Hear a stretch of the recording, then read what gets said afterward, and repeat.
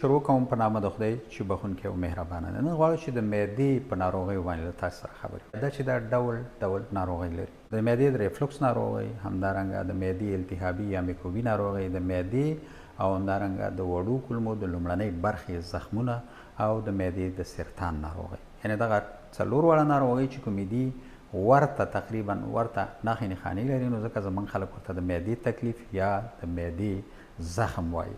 نن راځو تاسو سره د معدې د ریفلکس په ناروغۍ باندې غږیږو.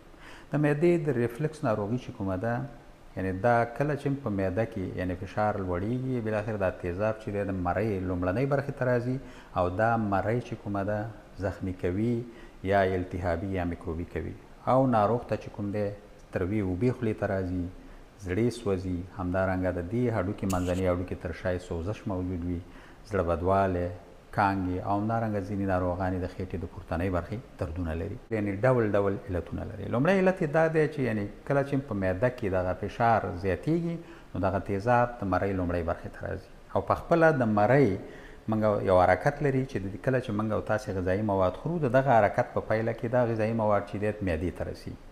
نو دغه حرکات چې کوم دی د معدې د تیزابو مخه نشي نیولی او پایله یې چې دی مرۍ چې دی یا التهابي یا میکروبي کیږي او یا زخمي کیږي. د دې تر څنګ یعنې که چیرته د مرۍ دغه حرکات ډول ناروغیو په پایله کې زیانمن شي، هم دا ناروغي رامنځته کیږي، یعنې مرۍ خپله وظیفه یا دنده نشي ترسره کولی او تیزاب پورته راځي.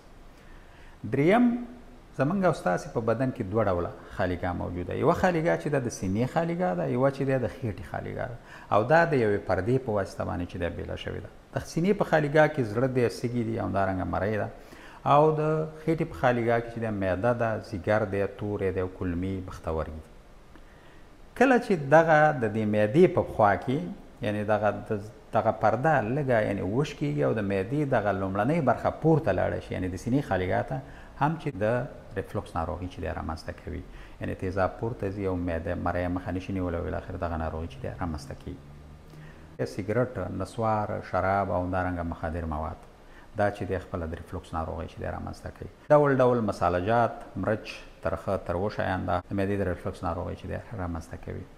د دې تر څنګ بعضې درمل دي چې لکه د ایبوپروفین، ډیکلوفیناک، اندومیتاسین او همدارنګه اسپرین چې زموږ او ستاسې خلک یې په دردونو کې ډېر زیات ترې ګټه پورته کوي، دا هم چې دی د معدې د ریفلوکس ناروغۍ چې دی رامنځته کوي.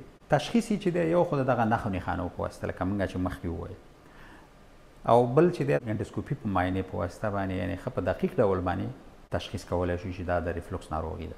ځکه چې دغه د انډوسکوپي ماشین چې کوم دی دا یو پیپ لري او د دې په سر کې یو برق دی او همدارنګه یوه کمره ده او دا د خولې د لارې مرۍ ته او د مرۍ نه معدې ته او د معدې نه د کولمو لومړنۍ برخې ته داخلېږي او په دغه ساحه کې چې هر ډول تغییرات یا بدلونونه وي نو هغه په اسانۍ سره سړی لیدلی شي او بیا یې درمل کولی شي. د درملنې لپاره لومړی باید خلک د سیګرټو، مخدره موادو، الکولو او نسوارو څخه ځان وساتي او د معدې دا نورې ډول ناروغۍ رامنځته کوي. ډول مسالجات، ترخه شیان، مرچ یو ناروغ ته داسې تکلیف پیدا کوي، باید د هغې نه چې دی ګټه پورته نه کړي. همدارنګه دغه مخکې چې موږ درمل وویل لکه ډیکلوفیناک، ایبوپروفین، اندومیتاسین، اسپرین، دا باید ونه خوري. د دې په ځای باندې د درد لپاره نورې دواګانې چې دی باید ګټه ترې پورته کړي. که چېرته تاسې وده کېدئ نو 4 ساعته مخکې باید چې دی ډوډۍ وخورئ، غذایي مواد باید د دې نه مخکې وخورئ. همدارنګه چې دی تاسې باید مخکې د خوب نه یعنې دغه څښاک چې کوم دی خواږه څښاک، ګازي څښاک چې هغه کولاګانې دي، پانتاګانې دي، ګازي اوبه دي او همدارنګه نور خواږه شربتونه، دا چې دی د خوب کولو نه مخکې مه څښئ. دا هم چې دی د ریفلوکس ناروغي پیدا کوي. یعنې کله چې تاسې وده کېدئ په چپ طرف باندې وده کېږئ او دا سر چې دی لږ جګوئ. د دې تر څنګ تاسې کولی شئ چې د پانډوپرازول، اومیپرازول په نامه او همدارنګه نورې ګولۍ شته دی چې د معدې هغې نه ګټه پورته کوي. 1 ځل یا 2 ځل د یو څو اونیو دپاره. که چېرته د دې سره مخه نه شوئ نو ډاکټر ته مراجعه وکړئ او خپل صحیح تشخیص او صحیح درملنه وکړئ. د یوې بلې روغتیایي خپرونې پورې د تاسې اجازت غواړم ستاسې د بشپړې روغتیا پای.